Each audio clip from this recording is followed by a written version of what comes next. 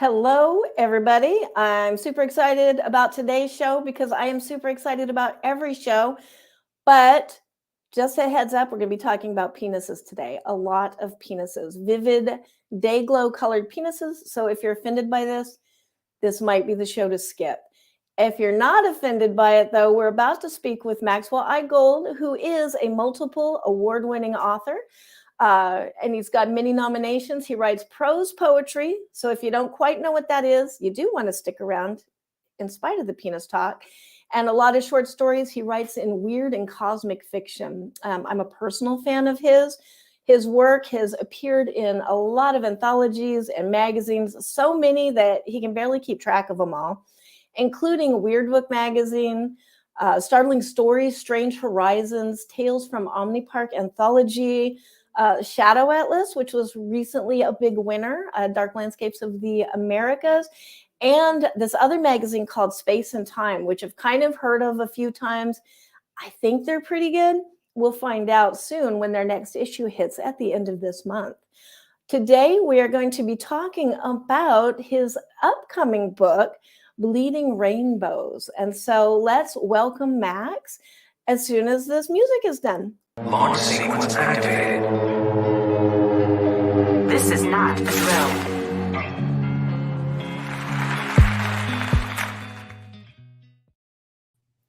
Welcome, Max. Hi. Sorry. Sorry. And welcome to Anita in the audience. Hello, AF Stewart. Thanks for joining us today. And yeah, so penises. Why are we talking about penises right now so much? I know because I did the introduction for Bleeding Rainbows, but you know.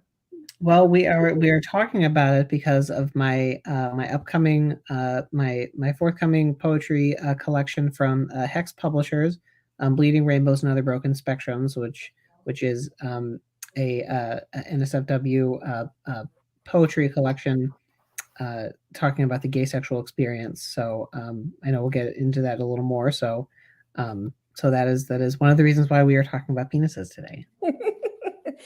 And the NSFW, I always get those confused. For anybody who don't know. If you don't know, it's not safe for work. So if you are watching this at work, we're not going to show anything, but this is a very vivid, I'm going to say vivid book. As somebody who has read it and done the introduction and love this book, I'm so excited for this book. You pull no punches with this book. This is a statement piece. I think that this is the kind of poetry collection that's going to shift the genre and open our eyes to what else poetry can be. So I'm just really excited. And it hits June 3rd? June 20th. Thank you. Yeah, June 20th. So the first question I would have then is, where did this come from? Like, you yourself are very polite. Like, you're just not a vivid, cosmic, day glow penis kind of guy, I would think. If I met you at StokerCon, I wouldn't be like, wow, like discotheque rave party penis. But that is indeed what we have going on here. So where did that come from? What is the hidden Max? So I will give credit to Josh Viola, the owner and founder of Hex Publishers, for pushing me to try to tackle a subject matter like this.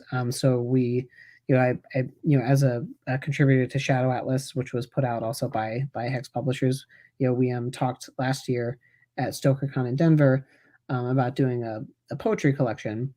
And then, he kind of said, well, why don't we, he's like, why don't we try something a little avant-garde? And he was like, I'd like to see you maybe try, I'd like to see you try and do a homoerotic poetry collection. And at first I thought, well, I don't know that I could do something like that. Cause I had, as you had noted, most of the stuff I've done is just more in the weird, more the weird fiction, cosmic horror, not something that I had done. So, so I give that push credit to that push to Josh Viola for kind of getting me there. That's awesome. No pun intended on the getting you there thing. Yeah. This is going to be an okay show, guys. It's not going to be like all just kind of jokes like that. I think it's awesome. I mean, credit to Josh because he is kind of one of those publishers that pushes boundaries and is constantly testing the limits of what we can do, which is kind of what art is supposed to be. Yeah. It is supposed to push boundaries and create new genres and new opportunities and new ways of seeing things. And I think we tend to we all start following along in the same vein and doing the same thing. So I'm really excited to see what the reaction is and the acceptance of this. Especially, there's the 7 original, not safe for work color illustrations in the book to go with the poems.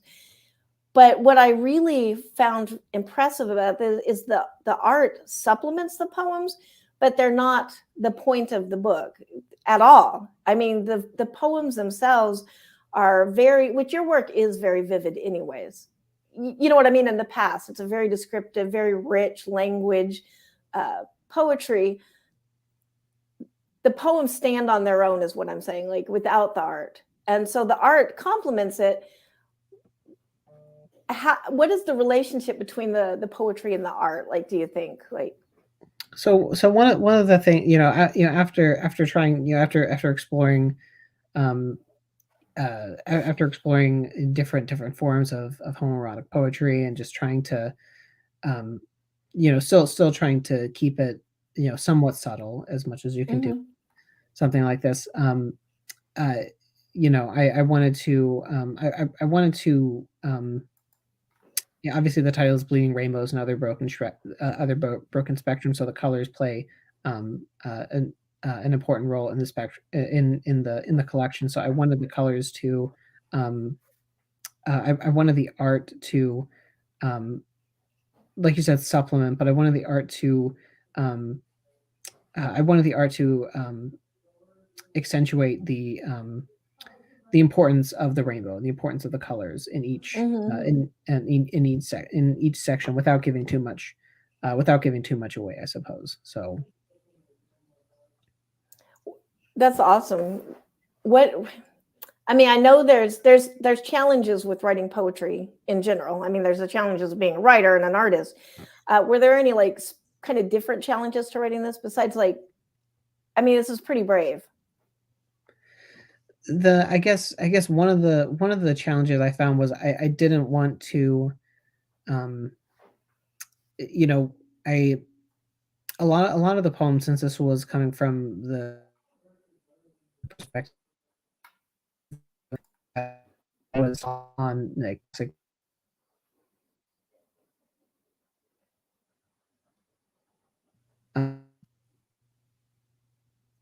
not sure if that's my screen or not. Sorry, I guess we'll keep going. Was focused on the I guess the horrors of toxic masculinity and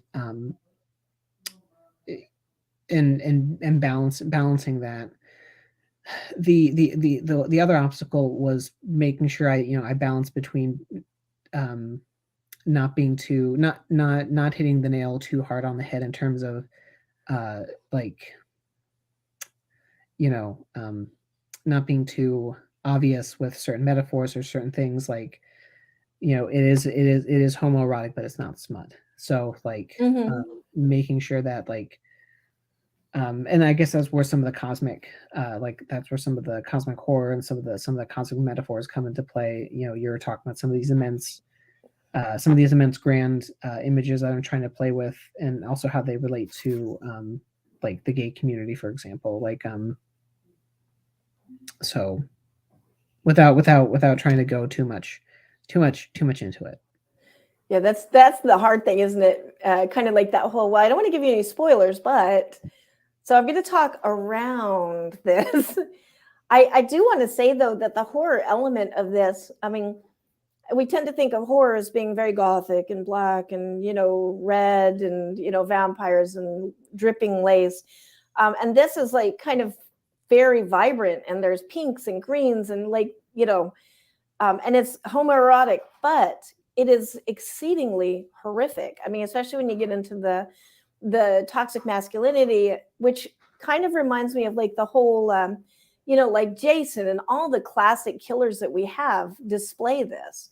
And so you're taking that terror, that horror of these basically monsters, you know, which all tend to be male. I'm just like, Mhm. you know, not trying to point fingers as you as a male, but, you know, in my mind, all of a sudden I'm realizing they're usually male characters. Mhm. Um, and you're basically putting them in this book and they are populating the universe on a cosmic level, which is terrifying to think of, you know, Michael Myers as a god, you know, as a god that is, I don't know, the whole other element of the sexuality, which is another level of discomfort. So you've really ramped up that horror kind of like, tension and stuff a lot. I mean, I think I told you this privately, like in a discussion. I had a nightmare after reading your work, which I know to some people would not be a compliment, but yeah, as horror authors, I would find that a huge compliment.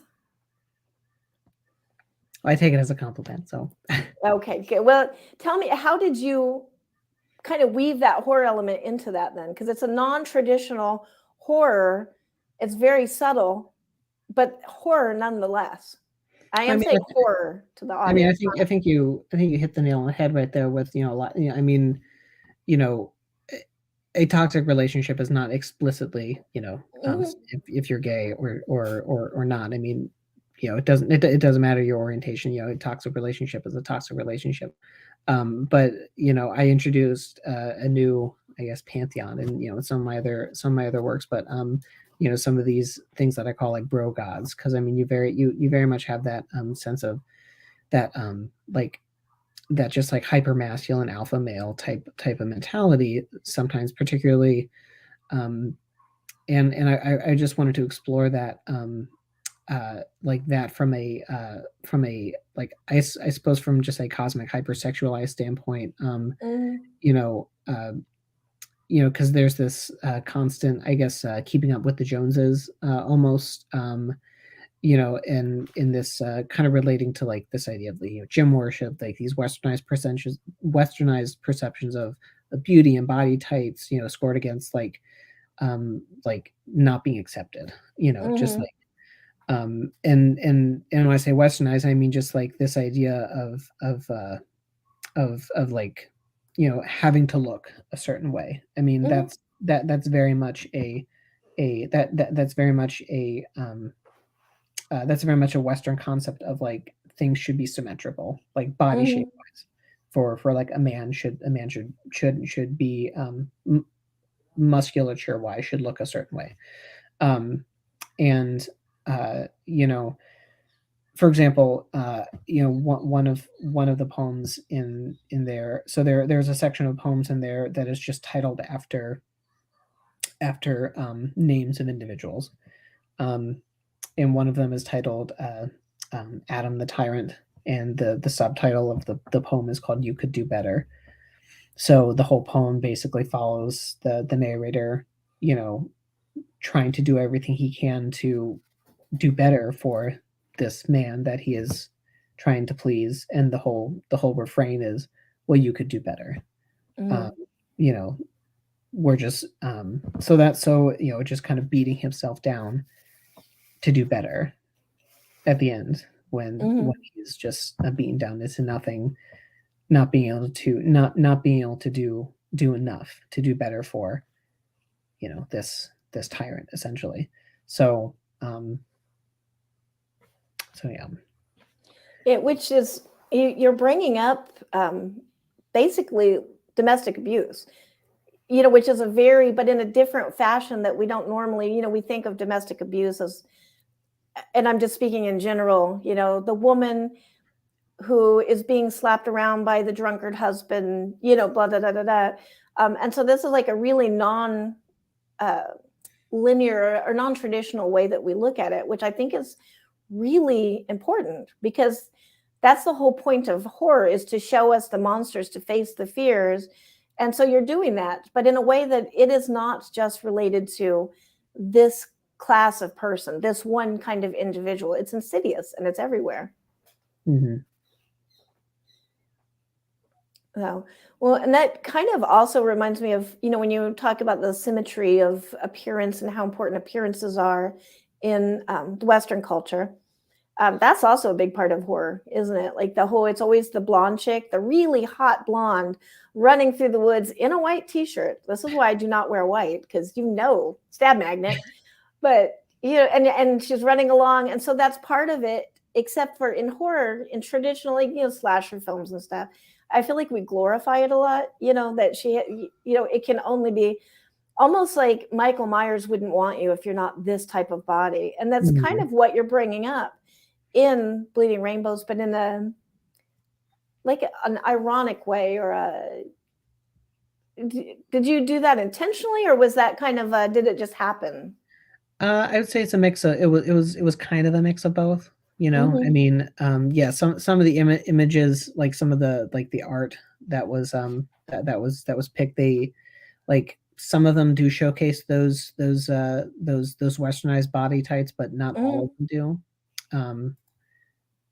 But I think it was also too it was I would say it was a little serendipitous.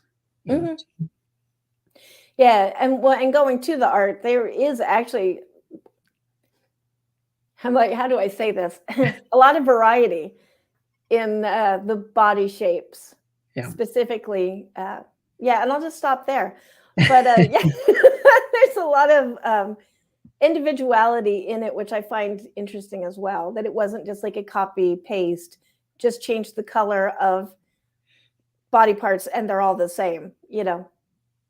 We'll just stop on that topic. And going on, how about your other work? Because I know we did a collection together, Mobius Lyrics. You have Oblivion and Flux. Tell us about some of your other work, and then turn it back around to how that led to Bleeding Rainbows, which is going to come out soon. Well, one more thing I just wanted to point out that not that I guess I just wanted to add real quick about the collection, that it wasn't there is kind of another sort of overall historical, quote unquote, cosmic aspect that's used to tie the book together as well. Obviously, the AIDS epidemic, which has still affected the LGBT community. Throughout the whole book, there is a series of triangles. And that's been used as a theme to connect the whole book together. So the pink triangle was used to identify gay men during the Holocaust. So that's that is a theme that I used to sort of tie throughout the whole book as well. The triangle itself. So I just kind of wanted to throw that in there. Well, I'm glad you did, because I actually didn't know that. Like, I did not know that. Well, I mean, and that's the thing in the Holocaust, it's Jewish people, but I don't think I've ever heard of specifically like gay men in that, you know what I mean? Like, it's just like always like a general Anne Frank kind of thing. So it's also now become like a symbol of resistance as well. Like, you'll see the pink triangle now. But there's a whole dark history to that as well. But it was also like that was one of like my reasons for adding that throughout the book. So that's one of the reasons why the triangle is in there. Awesome. Well, I'm glad you said that, because now I'm inspired. I'm going to actually go research that to find out more, which is the whole point of art and things like this, is to bring that up so that we consider new things, learn new things. To your other question, what was your other question again? I said because I wanted to get off of the penis talk, because I'm about to get myself in trouble. So I was like leading it onto the other work that you've done, and how that might have kind of led up to this moment. Because you've got the Mobius Lyrics, you've got Oblivion and Flux. I'm trying to think of all the books, because you have like kind of a ton, I'm going to say. Oh, we have A.F. Stewart.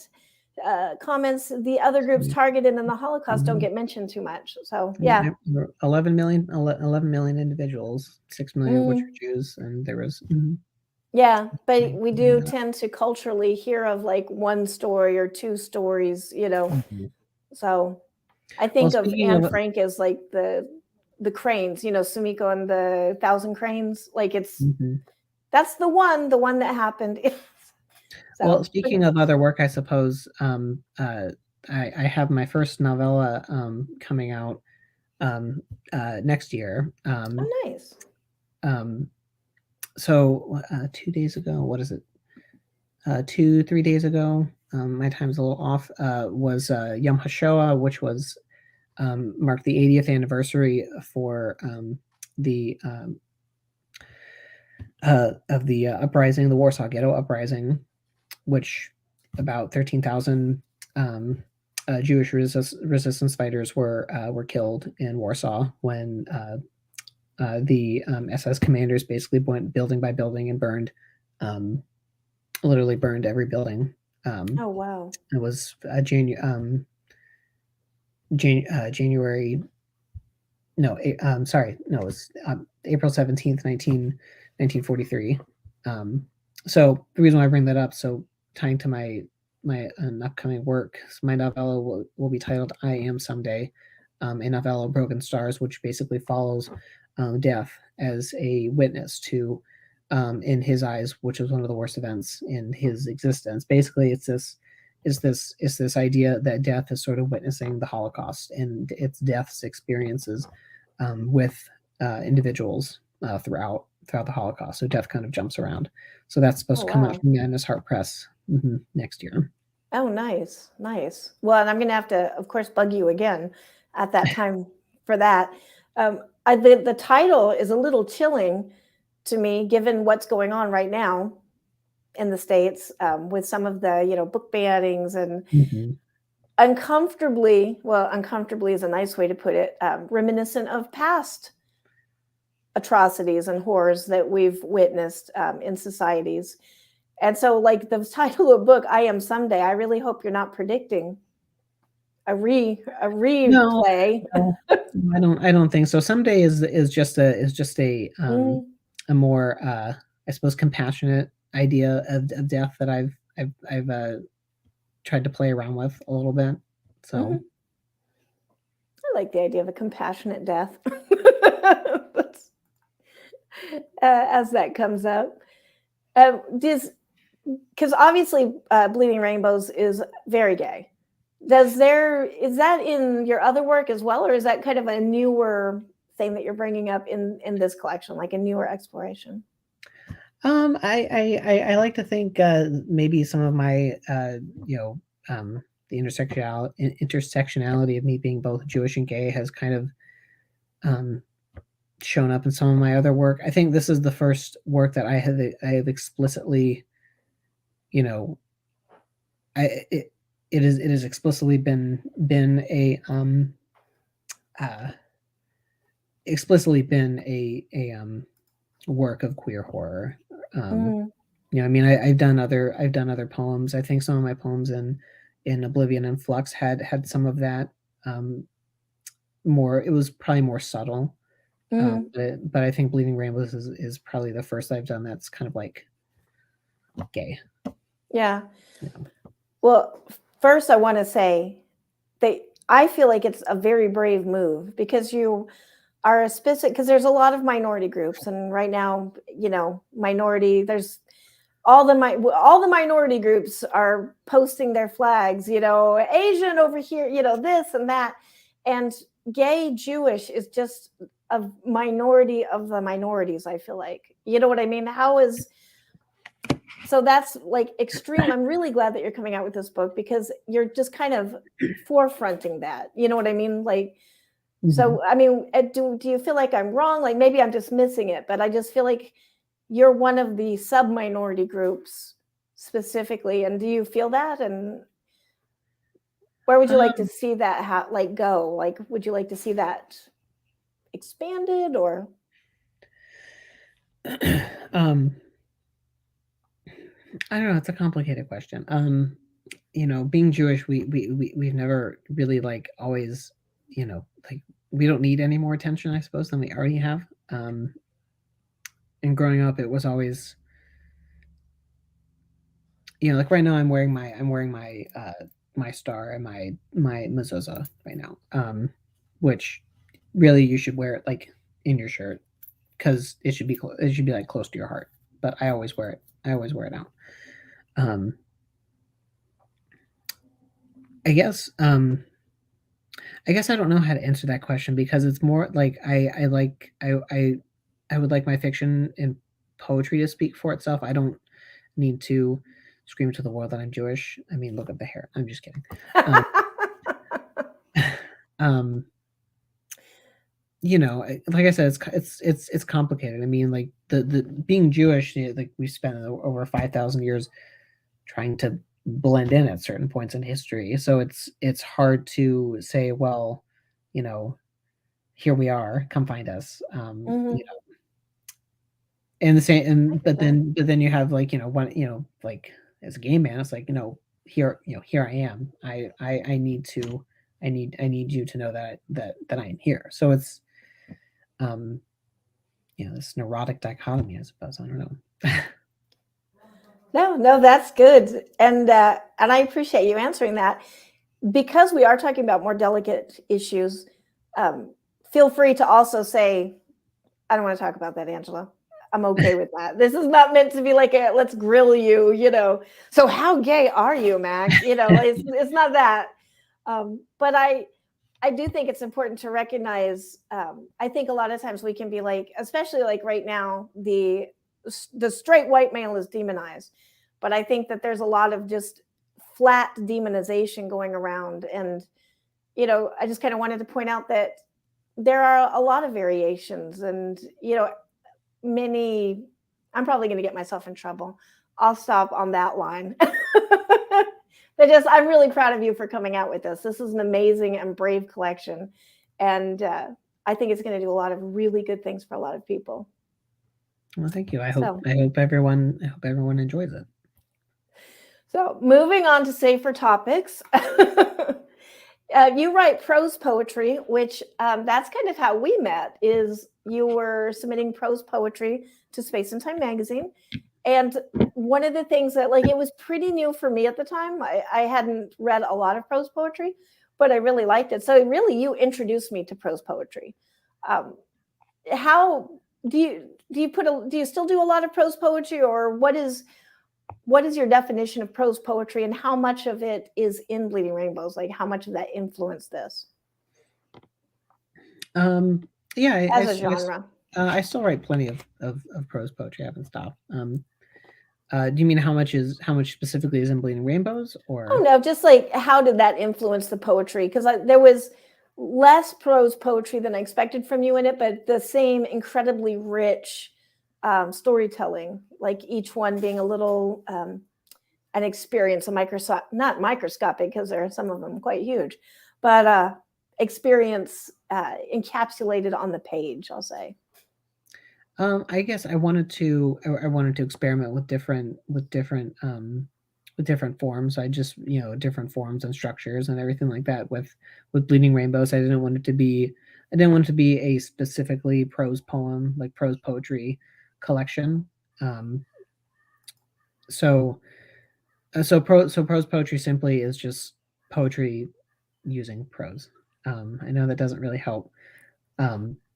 You usually it's not necessarily free verse. That's different. Prose poetry is usually like a prose poem, like it can look like it has structure. It can look like you're written like prose and then line, or it can be like paragraph. It can look like a piece of flash fiction.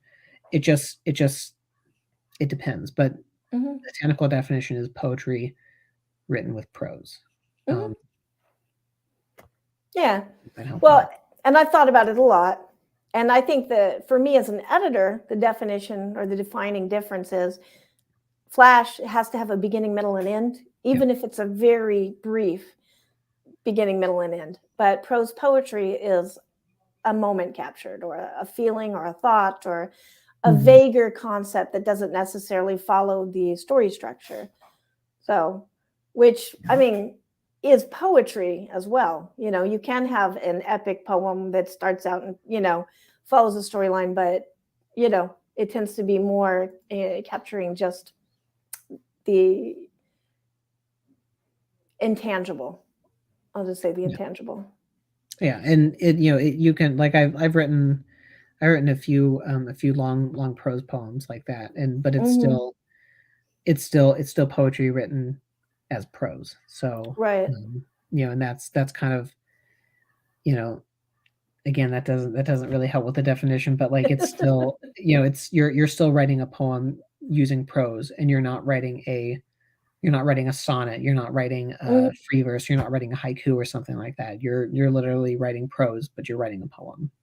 Yeah. Yeah. Um, which, kind of goes to like define poetry, define art, define, it's like it's going to mean different things depending on the person receiving. And, I mean, many variations of that. Well, Elgin nominated collection Oblivion and Flux deals with a lot of cyber prose, cyber kind of elements. How are these two related? Like, do you have crossover characters or crossover? So Oblivion and Flux was more of like a weird traditional, like weird cosmic, like it wasn't as it was like grounded in reality. Like there are some aspects of Bleeding Rainbows that are still weird and grounded and not grounded in reality. But like when I say grounded in reality, like there are a few sections in Bleeding Rainbows where it's not as fantastic. Mm, It's not as over the top. I mean, Oblivion was more of like you're being transported to this place of the cyber gods, these strange forges underground in some far off, I don't know, cyber netherworld kind of thing. Um, and I guess the crossover, if there was any, was more of the like the immensity, the self-destruction, like taking that to the intimacy that we feel when, like when you're with someone that's so special, and how they could take something like that and then make you feel like nothing. um hmm not so much of like the pantheon, the world building, like I used a little bit in like I used in Oblivion. You know there were some like bro gods and jock queens and some stuff like that that I kind of played around with in Bleeding Rainbows, but to a different degree. Yeah, I kind of feel like it was leading to this moment. I almost, as somebody who's followed your work, and perhaps, and I might be wrong, so feel free to tell me I'm just full of crap. But I see this as like a pattern of you opening up more to yourself as the poet, or maybe sharing more of that. Not you opening up to yourself, but you opening up to us as the readers. The series of books as they go along. Yeah, this was definitely more personal compared to like Oblivion, which I would say was more. I don't know. There are definitely some personal poems in there, but this was definitely more of there were definitely some personal moments, a lot more personal moments in Bleeding Rainbows Mhm. than with Oblivion. Yeah, and I do think that's where the nightmares come in, because I feel like we talked earlier with the, it's not just like a woman in her trailer with her drunk husband and the wife beater white tank, Yeah. this is a story that I think probably universally all of us have experienced in some fashion. You know, um, Probably even the bro gods, which is why they are such like they are. Maybe, who knows? But yeah, I just I can't. This is one of those things where I'm like, oh, there's so many things I want to say, but I really need to censor myself. But I urge everybody at that time when this comes out to go get this book, because it is a fantastic book. I've read it in great detail, which I consider a privilege. I also consider it a privilege to be friends with you, because you are an awesome writer, you are an awesome creative and a person. So Oh, thank you. Yeah. All right. Well, all right. Enough gushing. No, there's so many puns too. I want to keep I saying no know. pun intended, but I'm just not going there. Tell us about where we can find you, what you have coming up. Like sell all your work right now. You are You can find all of my stuff at thewellsoftheweird.com. I did not think about the name of that site when I made it so many years ago, but I'm stuck with it. So it is thewellsoftheweird.com. You can find most of my stuff on Amazon. You just search Maxwell I Gold. You can find most all the books and magazines that I've been in. You can follow me on Instagram at CyberGodWrites. And that's pretty much my name on everywhere except Twitter, because I don't know that I'll be on Twitter much longer, but that seems to be the trend everywhere. But it's pretty much here in Facebook. Oh, and I also have another. This is a full prose poetry chapbook coming out in, I think it's scheduled for November, from Interstellar Flight Press. nice. And it is called Another, A-N capital O, like an other mythology. So it is a collection of like transgressive, queer kind of prose poems, taking traditional like Greek and other myths and sort of like twisting them around. So that will be coming out from Interstellar Flight Press in November. Awesome. Awesome. And so, yeah, so to keep up on everything, I'm going to link Weird to the Well. Wells of the Weird. Wells of the Weird. Thank you. That's why I'm going to actually go find it and link it in the description. So if you're watching this right now, if you're watching this live, come back in a minute and I will have that link so you can go follow Max. And then all your other social medias and stuff probably come from there, right? Like connect to that. Okay. So then you can find and follow Max, which I highly recommend because he's going some crazy places. And if you like crazy places, just don't bring them to work. That's my warning. This is going to be something you want to catch up on and follow. So, all right. Well, thank you for being on the show. This has just been a crazy week, I know, and I appreciate you taking the time to do this and to share this with us, and also for sharing so intimately. I feel like there's just puns abound here, but for sharing kind of what came up to this book and about this book. And then we're going to have you on again after the book releases so that we can talk about it more without having to be so careful of spoilers and yada, yada. Right. Awesome.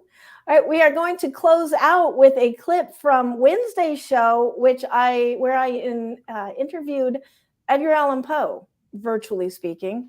It is a Chat GPT-4 written. Everybody knows I've been experimenting with AI a lot lately. So I had Chat write an interview as if it were Edgar Allan Poe. And then the voice is voiced by my husband, Ryan Ozzie Smith, who is a voice actor. Conveniently, it's really handy to have one of those living with you. And he really had no choice of doing this, but I appreciate him doing this. So that's how we'll close out the show. And I'm going to do more of these. These are so much fun. But thank you so much for being here, Max. And thank you for doing what you did, for kind of making a groundbreaking. And thanks to Hex as well for doing this. So. Thank you for having me. Moving on to some of your actual work, your poem "The Bells" has a rhythmic, almost musical quality to it. If you could form a rock band in the modern era, like now, what would you call it, and what instrument do you think you would play? Oh, a rock band. The idea of forming a rock band is quite intriguing indeed.